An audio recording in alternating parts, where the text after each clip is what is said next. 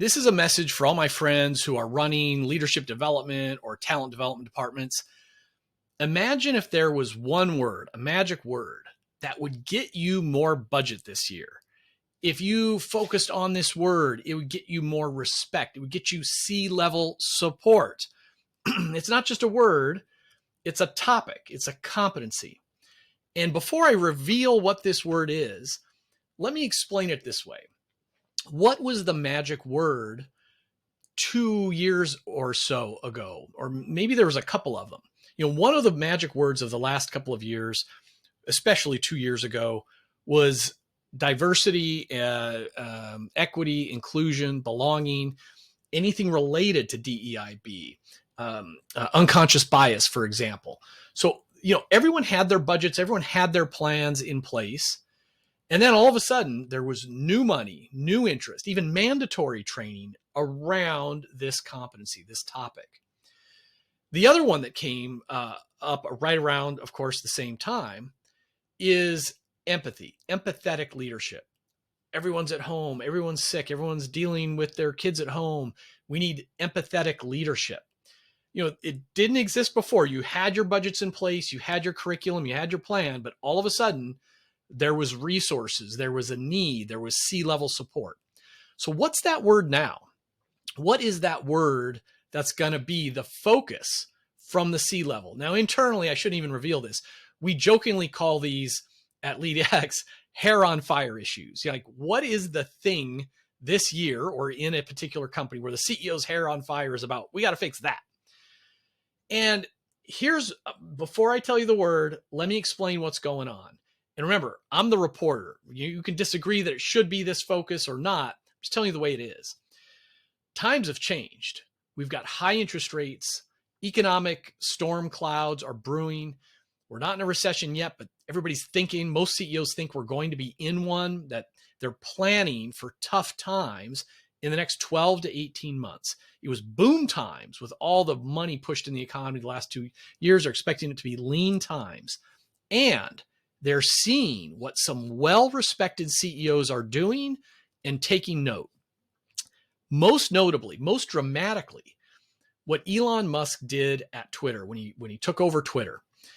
Between firings and people quitting in protest and everything else, 85% of the employees at Twitter disappeared. They're gone.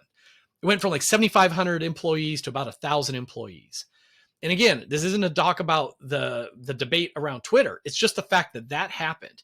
And among the C-level leadership, Musk is viewed as like an icon, a god. I mean, he's SpaceX, Tesla, all these things. And then he has shown, go into this company, very progressive culture and work from home and all these other things. And like overnight, whack, 85% of the headcount, Twitter's still here. They've never been profitable. Suddenly they're breaking even, maybe even a little bit profitable. They didn't just implode. Not as dramatic, but very high visibility. Amazon just announced 18,000 people will be laid off. These aren't the people in the factories. These aren't drivers. These are the headquarter, the knowledge workers that are getting laid off. Facebook, so much money, so successful. They're wasting billions on the metaverse and all this stuff. They're laying off 11,000 people. Bob Iger just became CEO again of Disney. Disney employees love Bob Iger. Hey, the old guy was horrible. Yeah, we got Bob back. What did Bob just say this week? Hey, everybody, you've got to work in the office at least 4 days a week. Bob Iger, the hero to the employees, is making everybody come back in the office. This is a huge one. Salesforce.com announced 10% of their employees would be laid off. Mark Benioff, CEO, he loves people. He loves his employees. He's not a harsh, cut them kind of guy. And he's telling people 10% is gone. And he's twice now given messages internally that he says he has data that the remote workers are not as productive as the in-office workers. All of this stuff is being watched by your CEO. They're saying, whoa, layoffs, getting people back into the office, tough economic times. It's time. The pendulum is now swinging back. What's the word? The word is accountability. Now, it's never completely gone out of fashion. Many of you are doing accountability training. We just did a survey. 10% of you have identified accountability as the number one training topic for this upcoming year. This is a message for the other 90%, or most of that. If you haven't already been thinking about accountability, this is a training for everybody, but it starts with leaders. Leaders need to be trained in the competency and the skill set of how to foster a culture of accountability. And of course, they need to model it. They need to practice it. That's the word. If you want to be viewed as like, okay, the grown-up in hard times, the serious professional in hard times, the strategic professional that's in alignment with the thinking of the C-level suite, hey, I hope you're fully funded and still doing all your DEIB. I hope you're still doing training around resiliency and agility, but make sure you're talking about the need for accountability training. Now, just a side note, not everyone's going to call it accountability. One of our clients, our CEOs, he talked about everyone coming back to work, everybody getting serious again, but he talked about sustainable productivity, right? So it's not productivity, hey, just give it your all. It's like sustainable productivity.